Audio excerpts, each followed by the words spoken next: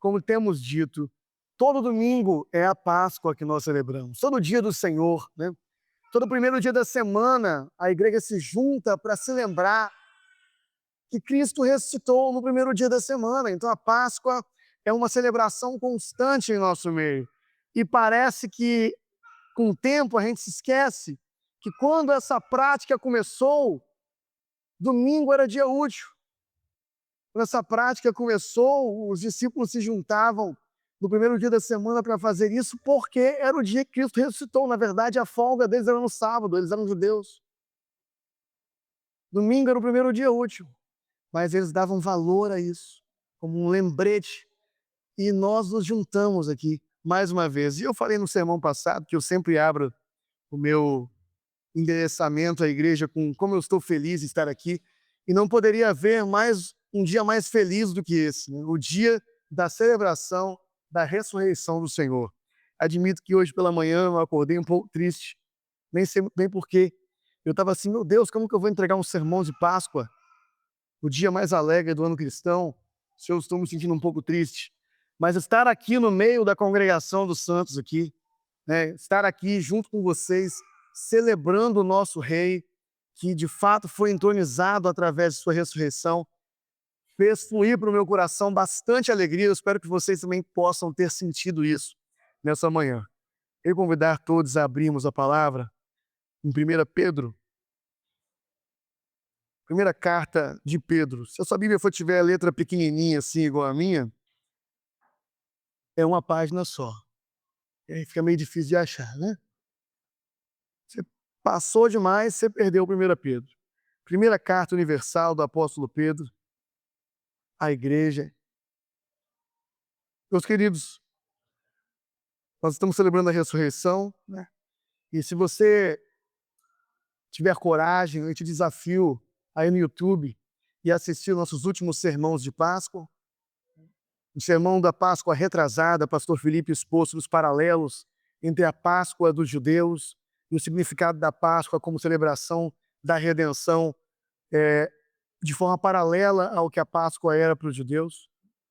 No sermão passado, do ano passado, eu tive a honra de falar a respeito do significado da ressurreição, especificamente para a fé cristã como um todo, e por que a ressurreição é o evento fundador da nossa fé, e o evento mais importante da fé cristã, que dá base para tudo. E a minha intenção era, nesse sermão, não revisar muita coisa do último e pular direto para o título desse sermão, que é a ressurreição como base para a missão. Mas são tantos rostinhos novos que não estavam aqui ano passado, que eu estou preocupado e eu vou ter que fazer umas coisas que não estavam no esboço aqui, para garantir que todo mundo esteja dentro do mesmo contexto. Então, já peço perdão pelo atraso, que está fadado a acontecer, mas eu quero garantir que todos consigam de fato compreender isso aqui. Mas você está desafiado, vai no YouTube, né, procura os sermões passados, tem uma série dentro das séries, né, nossa série pascual. Lá, lá no YouTube tem a playlist Sermões Especiais, são datas especiais. Você vai encontrar os sermões de Páscoa lá. Bom, sem mais delongas, vamos ler a palavra de Deus. Você que encontrou, fique de pé.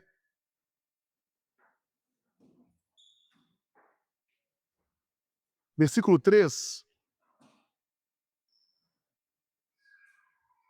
1 Pedro, capítulo 1, versículo 3. O apóstolo Pedro nos diz o seguinte: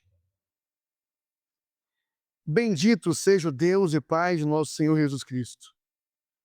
Conforme a sua grande misericórdia, ele nos regenerou para uma esperança viva por meio da ressurreição de Jesus Cristo dentre os mortos, para uma herança que jamais poderá perecer, macular-se ou perder o seu valor, herança guardada nos céus para vocês, que mediante a fé são protegidos pelo poder de Deus, até chegar à salvação prestes a ser revelada no último tempo.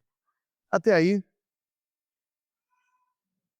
Senhor Jesus, muito obrigado pela tua palavra, muito obrigado pelo seu ato sacrificial por nós, muito obrigado porque o Senhor nos ressuscitou contigo.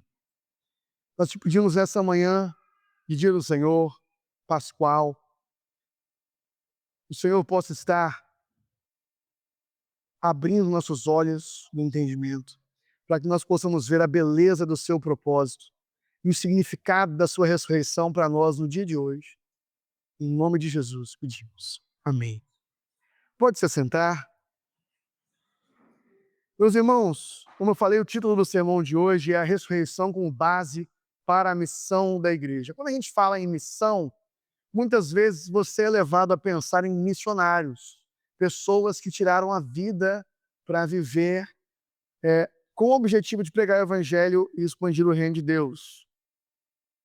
Isso está correto, mas o que não está correto é pensar que são só algumas pessoas que fizeram isso.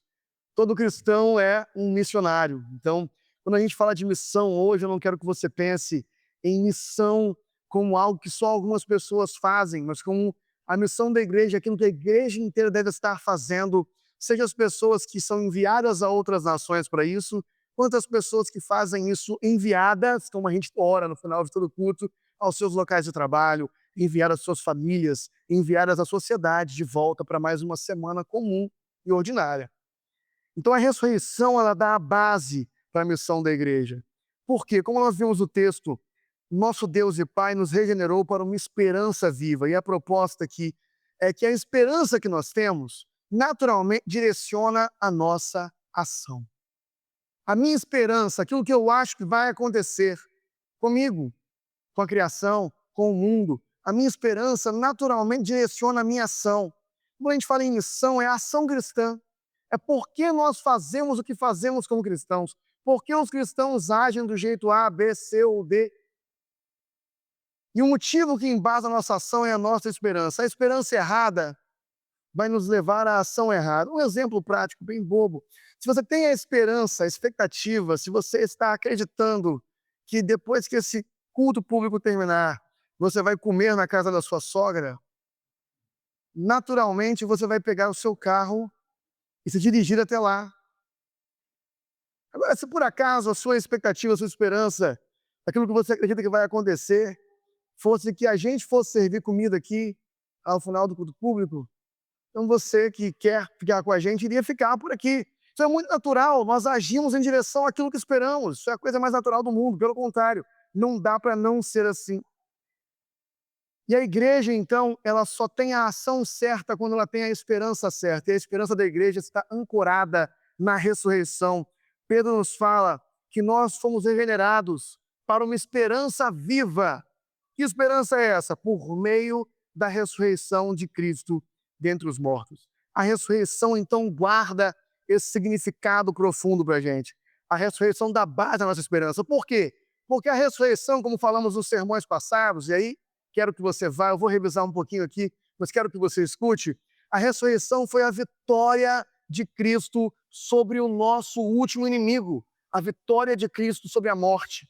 Se na cruz Cristo venceu o pecado, porque ele se entregou até a morte, fazendo o contrário de Adão, se na cruz nós somos libertos através do sacrifício vicário de Cristo, do poder do pecado sobre nós, da punição devida pelo nosso pecado, na ressurreição, Cristo vence por completo o último inimigo a ser vencido. Como falamos no texto que foi lido aqui mais cedo, a morte não foi capaz de retê-lo, ela não seria de forma alguma capaz de retê-lo. Ainda que a punição contra o pecado fosse a morte não poderia reter o Filho de Deus, e a morte também não irá nos reter, porque nós nos tornamos uma só pessoa com Ele. Então, quando na cruz nós nos identificamos com Cristo e nos tornamos unidos a Ele, Ele morre por nossos pecados, e também a morte, que não pode retê-lo, também não vai poder nos reter. Na ressurreição, nós temos a vitória sobre a morte. O último inimigo da espécie humana, o inimigo do qual nenhum de nós podemos fugir, porque a cada segundo que passa nós estamos morrendo. Alguns virão mais cedo, outros virão mais tarde, uns por acidente, outros por doença, mas nós estamos contando os nossos dias para a morte.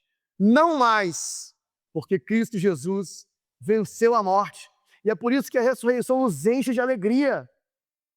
Aquilo que seria a sentença final sobre nossos corpos não é mais a sentença final. A ressurreição, então, nos enche de alegria. ela é a vitória definitiva sobre o nosso último inimigo. A ressurreição se torna, então, a nossa esperança pessoal de vida. O que nós esperamos? O que esperamos? O que de fato esperamos para a eternidade, já que essa vida aqui acaba em dias, se não anos? Nós esperamos pela ressurreição dos nossos corpos. O credo apostólico termina, não é bem termina, mas o credo apostólico nos afirma que a fé da igreja é a fé na ressurreição dos corpos. O que isso significa? Que a nossa esperança não é se tornar uma alminha num plano espiritual. A nossa esperança não é sermos reunidos à natureza, de forma que quando nós consolamos alguém pela morte de alguém, nós não dizemos, olha, fique tranquilo.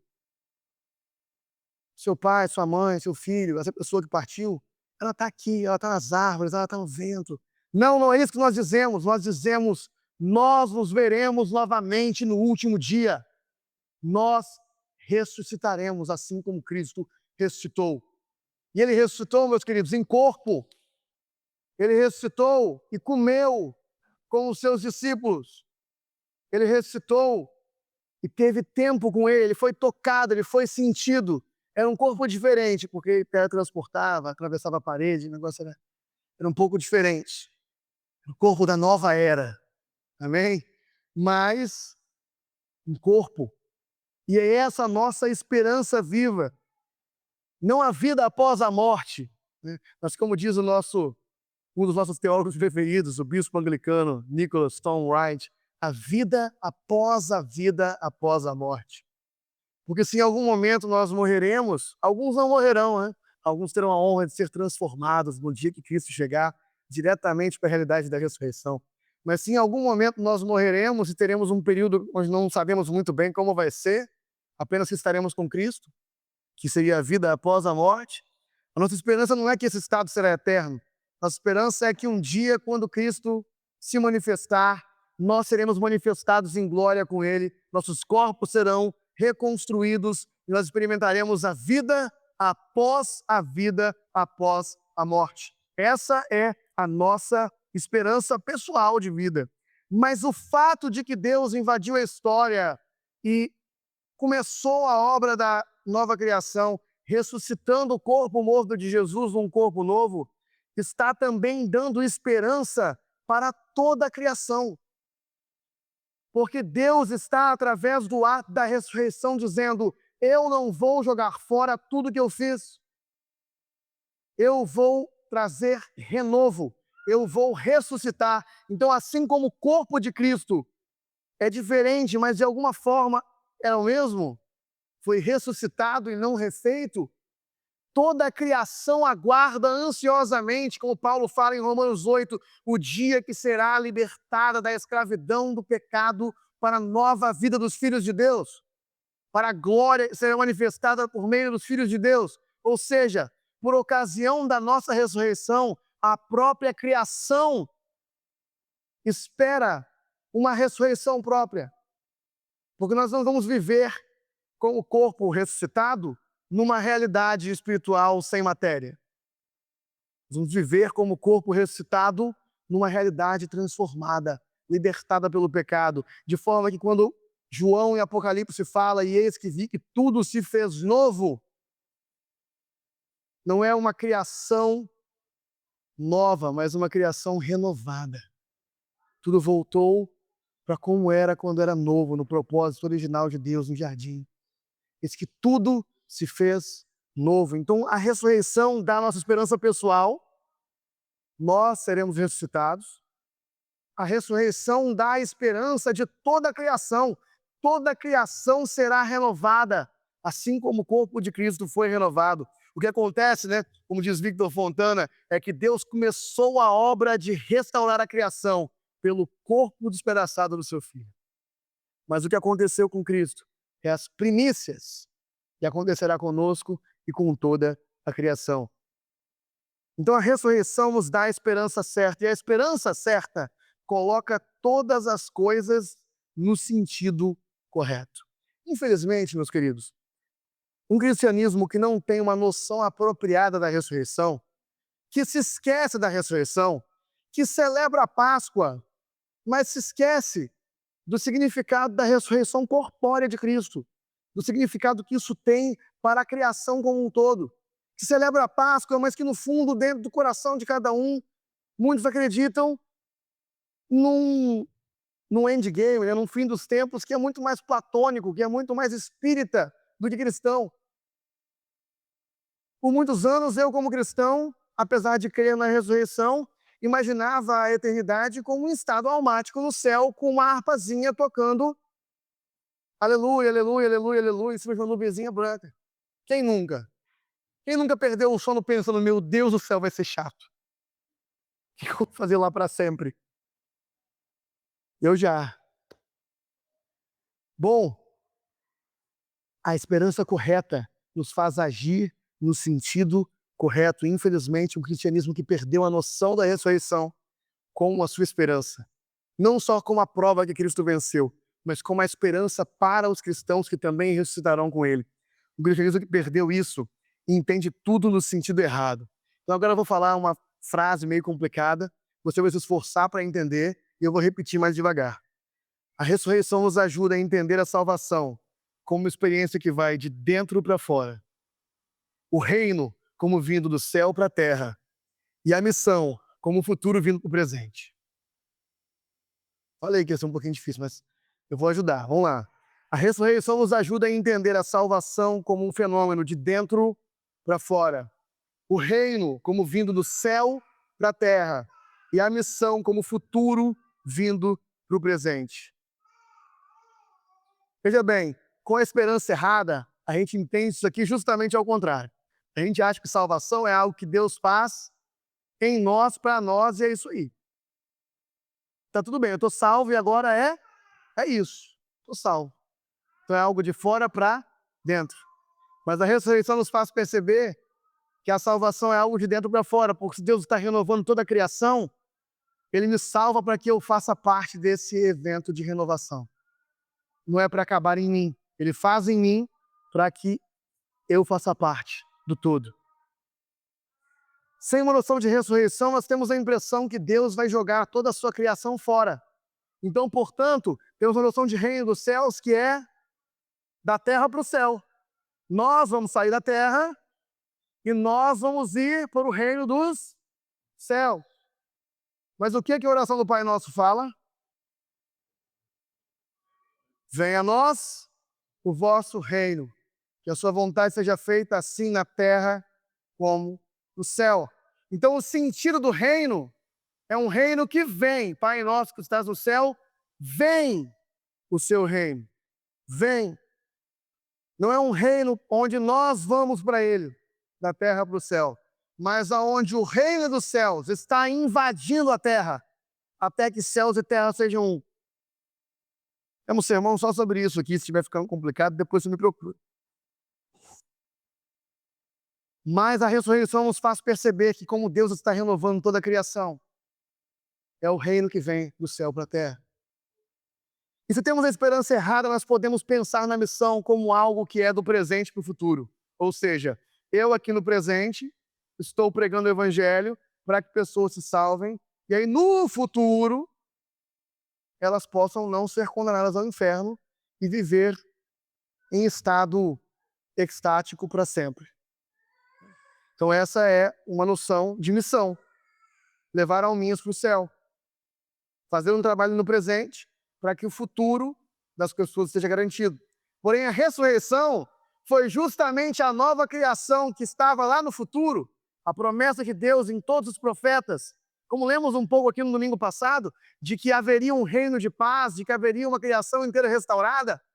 A ressurreição foi a criação do futuro invadindo o presente, porque Deus começa a obra de renovação da criação no corpo do seu Filho. E a missão da igreja, então, não é do presente para o futuro, é ser o povo do futuro, atuando no presente, até que tudo seja renovado.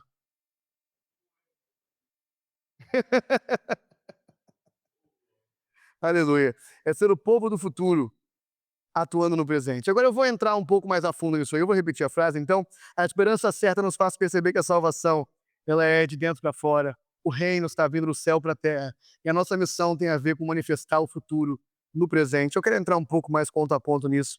Então, quando eu entendo que salvação não é uma experiência de ir para o céu para viver uma existência de alminha, né, para ser o Penadinho, para ser o Gasparzinho, e sim uma experiência de ressurreição corpórea. E, meus queridos, a Bíblia não promete isso em lugar nenhum, tá bom?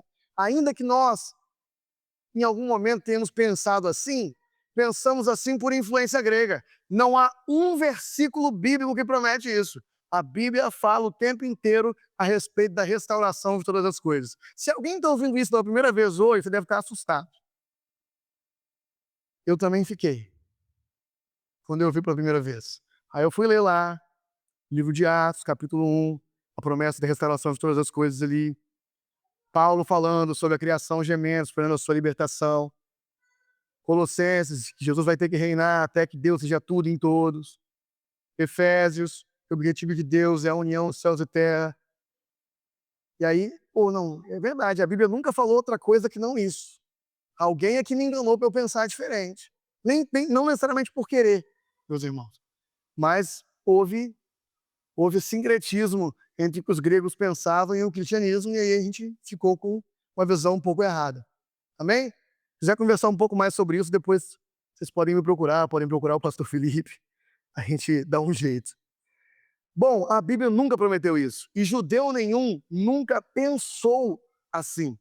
A expectativa judaica e cristã sempre teve a ver com a vida numa criação restaurada. Os judeus achavam que o reino ia se manifestar, ia ter paz por todo mundo e haveria a ressurreição dos mortos. Eles pensavam isso. Eles não sabiam que Deus ia iniciar a nova criação no meio da antiga, na ressurreição de Jesus, mas a expectativa deles já era a ressurreição dos mortos. Então, salvação é sobre uma vida ressurreta corpórea numa criação restaurada. Salvação é sobre vida após a morte. E entender isso, nos faz voltar a dar valor para a vida antes da morte. Então essa é outra frase difícil. Vamos lá. Quando eu percebo que salvação tem mais a ver com a minha garantia de uma vida após a morte, eu volto a dar valor à vida antes da morte. Porque se eu tenho um pressuposto de que a vida antes da morte importa pouco, porque meu estado eterno é em outro lugar, em outra realidade, que não tem nada a ver com isso aqui, é só esperar acabar. Estou errado? É só esperar acabar. Mas se eu percebo que salvação fala sobre a nova criação, a vida após a morte, então o que eu faço na vida antes da morte tem valor, porque é isso aqui restaurado, é isso aqui renovado, te livre do efeito da corrupção do pecado. Mais ainda, a ressurreição nos revela, quando Paulo fala que nós já fomos ressuscitados com Cristo, quando Pedro fala que nós fomos chamados a uma esperança viva na ressurreição do Senhor, que o que aconteceu com Cristo também já aconteceu internamente conosco, ou seja, nós já somos pessoas do futuro. Então o que fazemos aqui na vida antes da morte já é uma manifestação dessa criação futura. Por isso Paulo fala que aquilo que fazemos no Senhor não é em vão. Isso nos dá valor à vida antes da morte. Ou seja, nós encaramos a vida presente não como uma sala de espera, para o que realmente importa, mas como canteiro de obras, aonde Deus já começou a restauração da sua criação por meio de nós. De forma que tudo o que eu faço, eu já estou operando a minha salvação. Seja quando eu sento no chão para ler com os meus filhos. Isso importa. Até quando eu sirvo o próximo, quando eu ajudo alguém que está sem comer. Porque eu já estou atuando como alguém ressuscitado com Cristo num pedaço da nova criação de Deus que está expandindo. Olha que maravilha. A ressurreição, então, atrela a nossa noção de salvação ao mundo real. O sentido, então, da salvação não é de Deus para mim, não é algo que Deus fez em mim, mas algo que Deus fez em mim para o mundo, com o objetivo de restaurar todo mundo. A ressurreição, então, dá o sentido correto para o reino de Deus, Porque na ressurreição, Deus estava reafirmando o seu domínio sobre a criação, reafirmando a sua soberania pela criação. E o primeiro ato de Deus a mostrar que ele é rei da criação é ressuscitar o seu filho. É o primeiro grande ato da nova criação, a vida de Cristo e a sua ressurreição. Então a ressurreição nos dá noção de um reino que vem resgatar a criação, que vem consertar as coisas. Porque, meus queridos, não é a criação que está corrompida e nos corrompendo e nós que vamos sair dela. Porque a gente tende a pensar assim: meu Deus, as coisas materiais nos corrompem. O dinheiro corrompe as pessoas, hein? Não deixe isso subir a sua cabeça. Então a gente tende a jogar a culpa nas coisas. As coisas boas que Deus criou estão nos corrompendo. E a gente cria uma visão de salvação que é a gente abandonar as coisas. Essa era a visão de Platão. Platão acreditava que o mundo material era um mundo imperfeito, de coisas corruptíveis, e que o mundo das ideias era, de fato, o mundo para onde nós deveríamos ir após nos libertarmos da escravidão material. Mas Gênesis 1 fala que Deus criou todas as coisas e diz que elas eram boas. Então, é nós que corrompemos a criação com o nosso pecado. E o sentido do reino é que o reino está vindo com a intenção de nos restaurar e restaurar toda a criação juntas. Deus está consertando tudo. O sentido não é da terra para o céu, é do céu para a terra. Agora, antes da gente entrar em missão, que é o tema central dessa pregação, eu quero dizer o seguinte: tudo isso é antecipado. Porque tudo isso aconteceria no futuro, mas Deus começou a trazer isso à tona na ressurreição. Abra sua Bíblia em Efésios 2, nós vamos ler do versículo 1 a 10.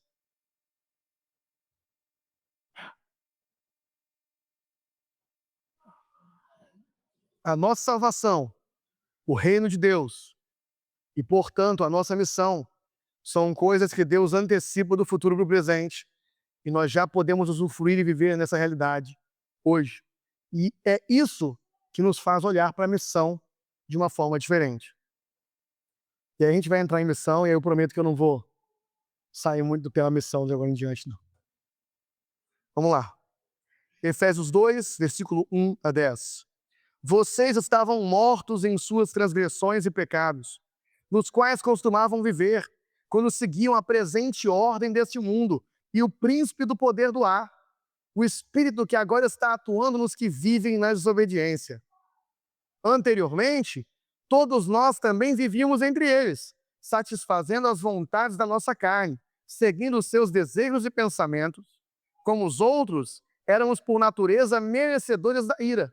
Todavia, Deus, que é rico em misericórdia, pelo grande amor com que nos amou, deu-nos vida com Cristo, quando ainda estávamos mortos em transgressões. Uma pausa rápida. Deus fez o quê? Deu-nos vida quando ainda estávamos. Qual é o tempo verbal?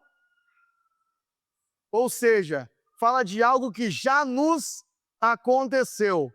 Deus deu-nos vida em Cristo. Quando ainda estávamos, nós já recebemos vida. Nós não estamos mais mortos em nossas transgressões. Continuando. Pela graça vocês são salvos. Deus nos ressuscitou com Cristo. Qual o tempo verbal do ressuscitou? Passado. Deus nos ressuscitou com Cristo. Isso já nos aconteceu. Você acordou hoje se sentindo ressuscitado? Devia. Porque Deus já nos ressuscitou com Cristo. E com Ele nos fez assentar nas regiões celestiais em Cristo Jesus. Deus já nos ressuscitou com Cristo e já nos fez assentar junto com Cristo no trono do reino, nas regiões celestiais. Você está se sentindo reinando essa manhã? Eu devia, porque Cristo assumiu o reino através da ressurreição. E Paulo está afirmando que nós já fomos ressuscitados com Cristo e já estamos assentados com Ele no seu trono, nas regiões celestiais. para mostrar, continuando, nas eras que hão de vir. Então Deus fez isso para mostrar nas eras que hão de vir a incomparável riqueza de sua graça, demonstrada em sua bondade para conosco em Cristo Jesus, porque nós não merecíamos.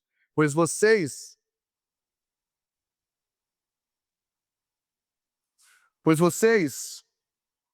são salvos pela graça, por meio da fé. E isso não vem de vocês, é dom de Deus.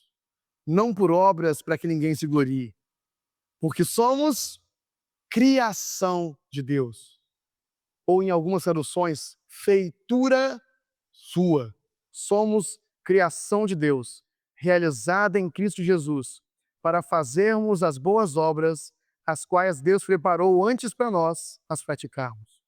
Ou seja, nós somos criação. Nós somos recriados através da ressurreição.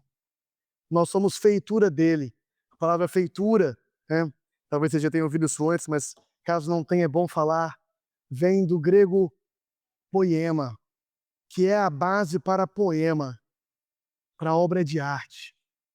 Nós somos recriados, uma obra de arte de Deus feita para praticar as boas obras, para mostrar nas eras que vão vir a sabedoria de Deus, a bondade de Deus, a graça de Deus em nós. Então, meus queridos, nós já estamos salvos, foi antecipado.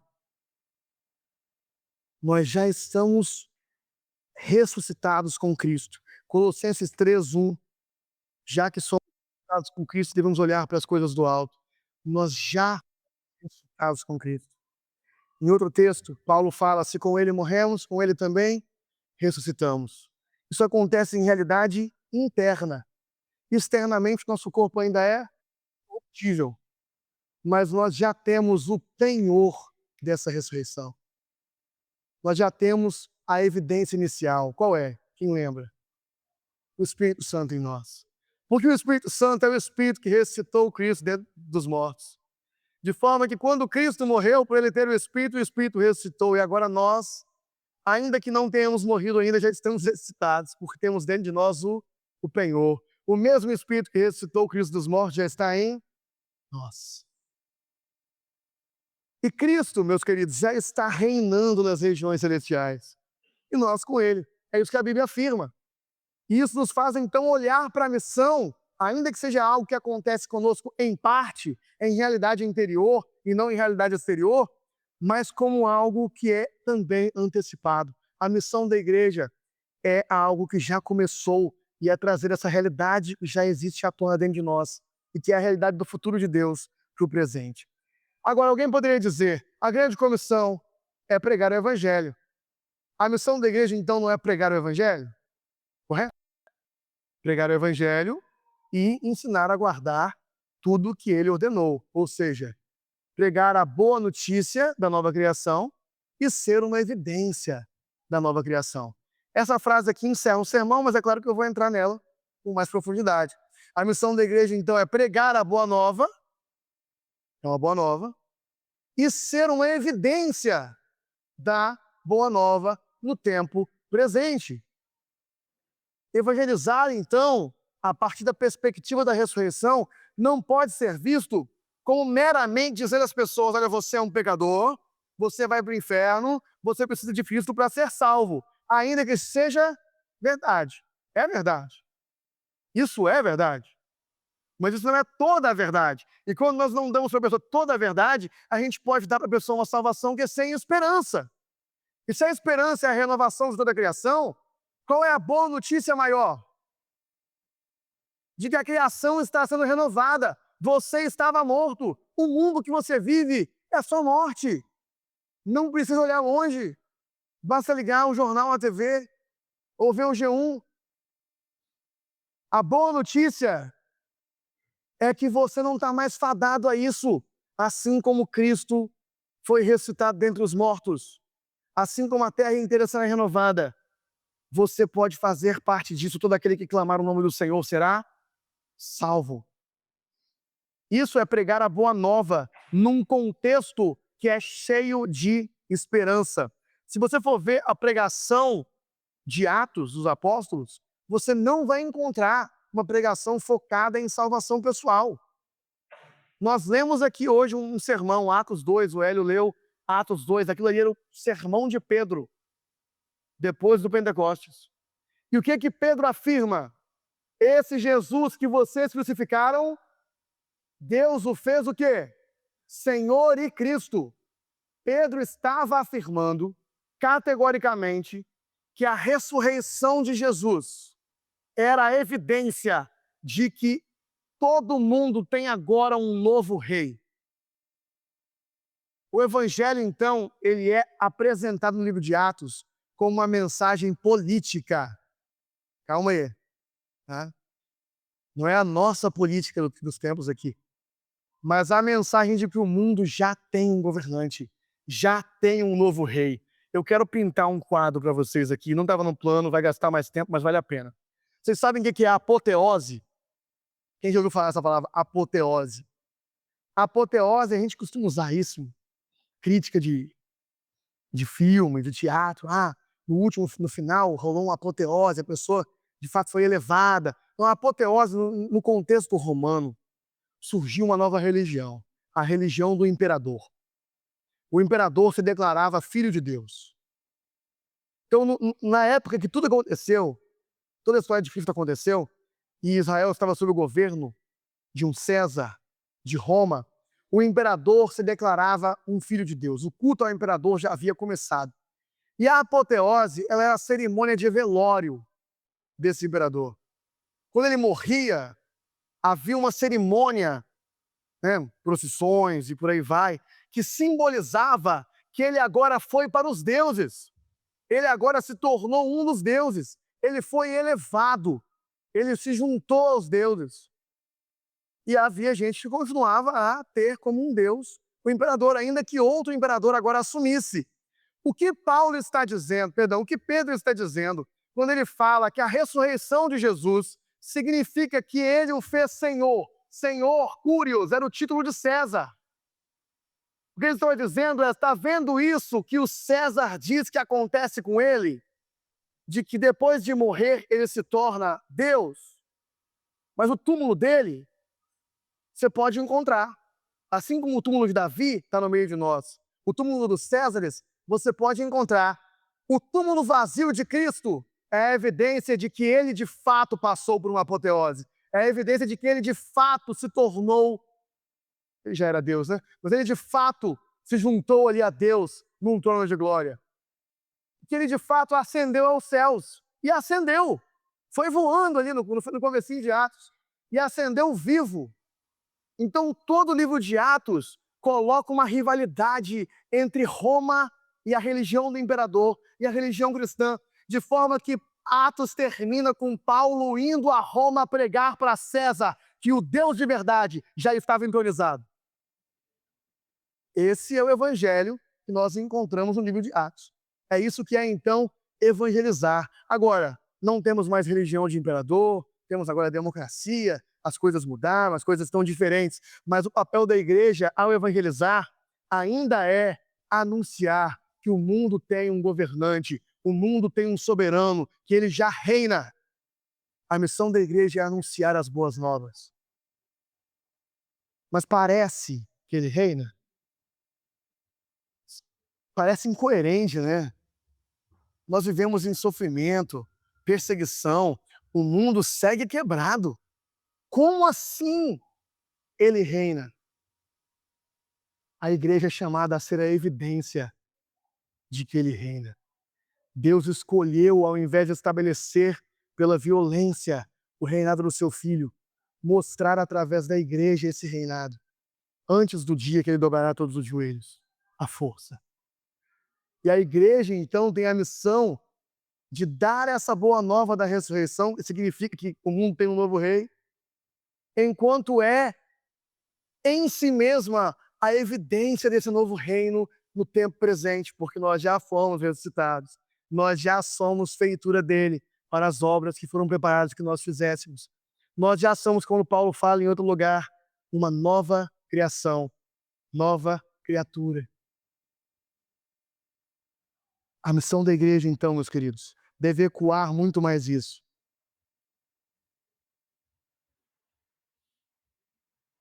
E agora olha que legal. Assim como Deus envia Jesus como mensageiro do reino que estava para chegar a Israel, e na vida de Jesus, Israel poderia perceber a realidade do reino.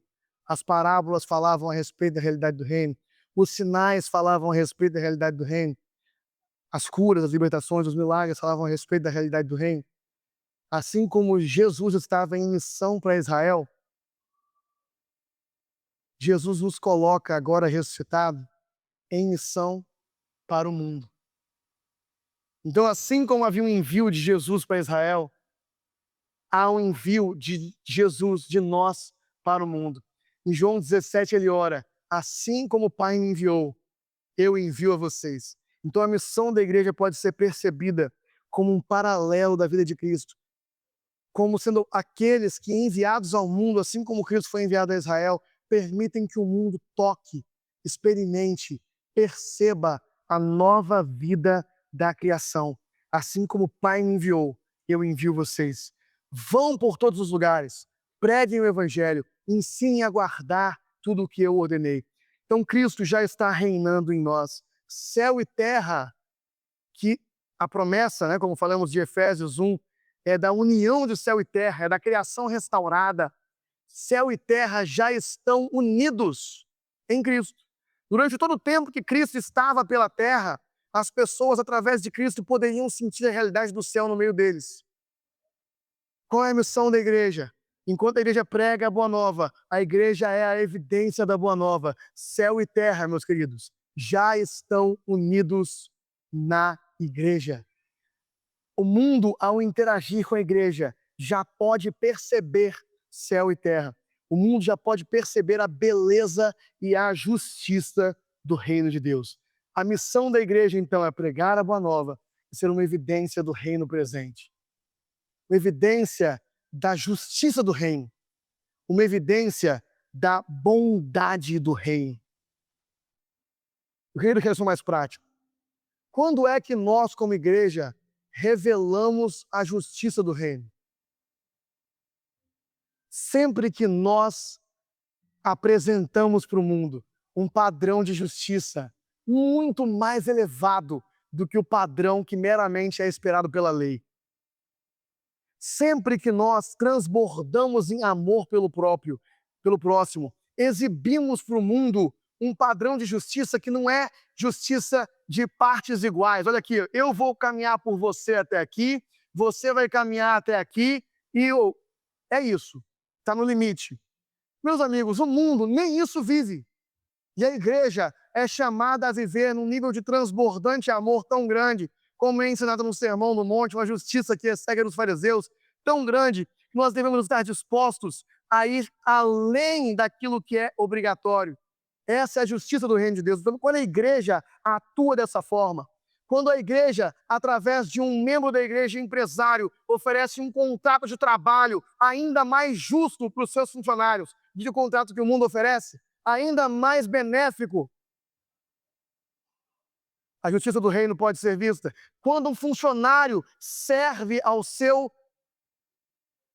chefe num nível de carinho, num nível de preocupação ainda mais do que o necessário, mais do que aquilo que foi combinado, mais do que estava no contrato, serve ao seu Senhor na terra como seu Senhor no céu. A justiça do reino de Deus pode ser vista. Quando nós pegamos pessoas com quem nós não temos nenhuma dívida e estão passando fome e alimentamos elas, a justiça do reino de Deus pode ser vista. Alimentar os pobres é pregar o evangelho?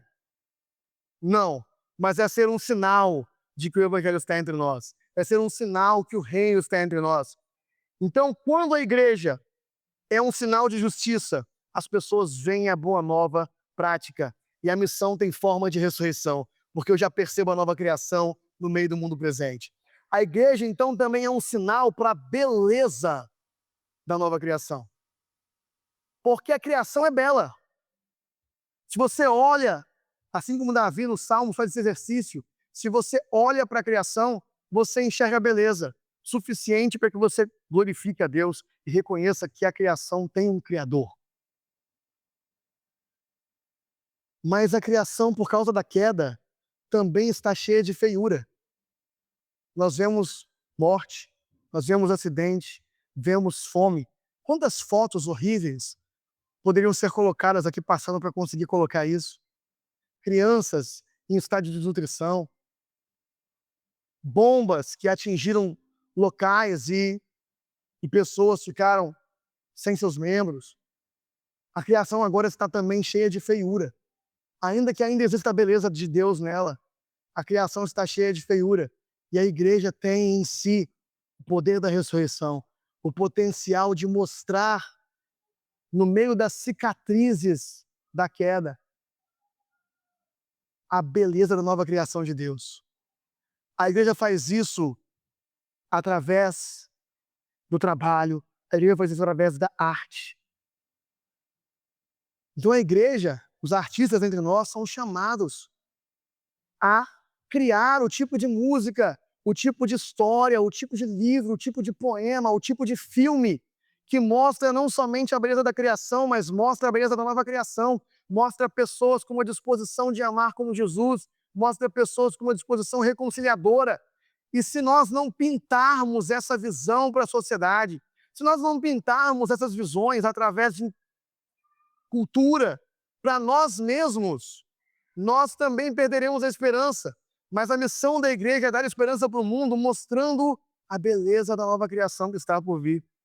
A igreja, então, meus queridos, tem uma missão que tem forma de ressurreição. Nós não fomos somente redimidos, nós estamos participando da obra da redenção em Cristo Jesus. De forma que a igreja tem esse potencial de fazer com que o reino se torne presente. Presente aonde? No tempo, no espaço, na matéria.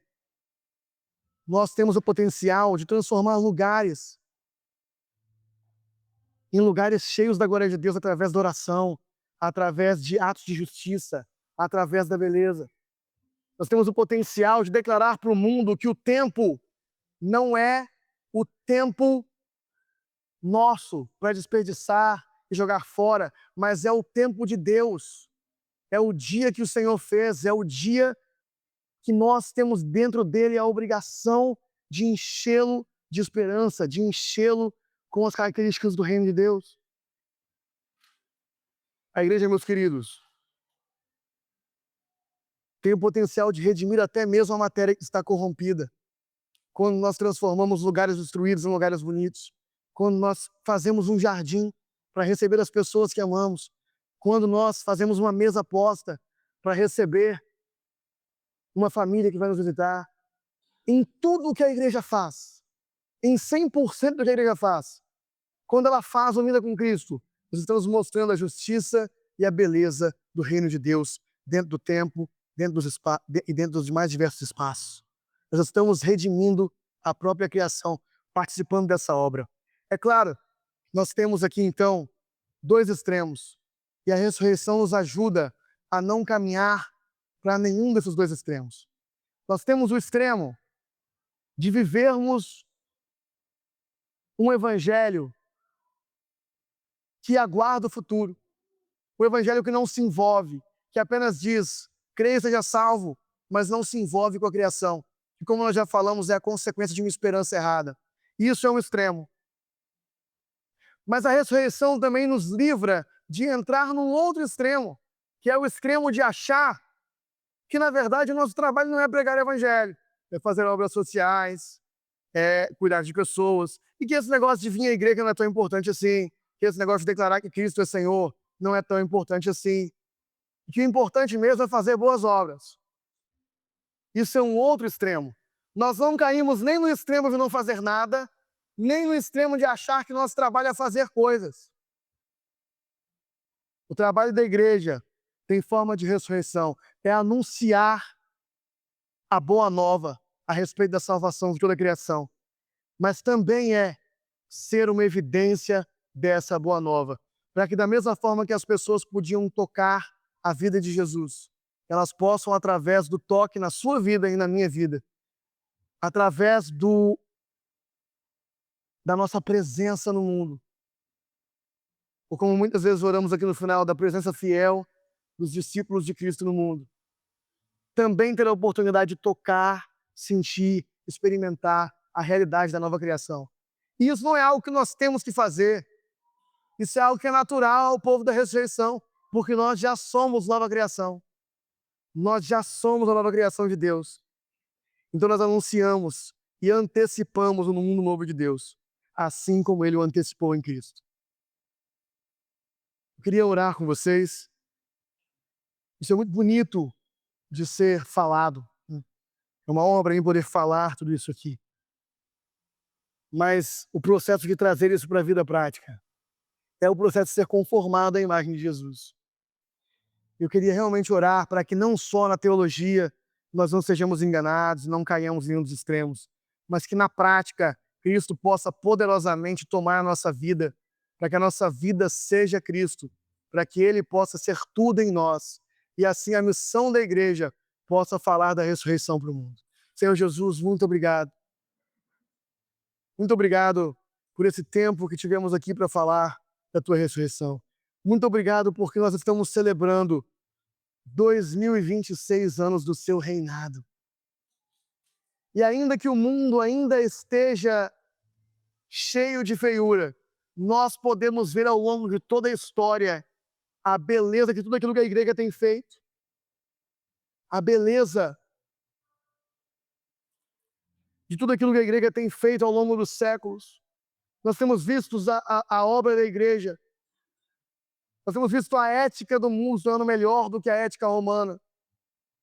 Nos dê, Senhor, então, na nossa geração, o Teu Espírito Santo, força para que nós possamos continuar esse trabalho, para que nós, vivendo em Ti e somente por meio de Ti, possamos ser para o mundo cada vez mais um sinal de que o Seu reino está crescendo no meio de nós, até o dia que será para sempre, até o dia onde esse reino tomará por completo toda a terra, e nós viveremos em novidade de vida completa, e todos ao nosso redor serão encontrados pela justiça do Seu reino. Nós aguardamos ansiosamente esse dia, o dia que não haverá mais dor, não haverá mais sofrimento, não haverá mais motivos para chorar, e todas as lágrimas serão enxugadas dos nossos olhos. Mas até lá, Senhor, nós nos comprometemos a ser aqueles que enxugam as lágrimas dos olhos dos próximos, a ser aqueles que mostram a realidade do Seu reino nesse mundo, a ser aqueles que excedem em justiça muito mais do que era pedido. Mas somos carentes de Cristo em nós. Seja então, Jesus, a nossa vida.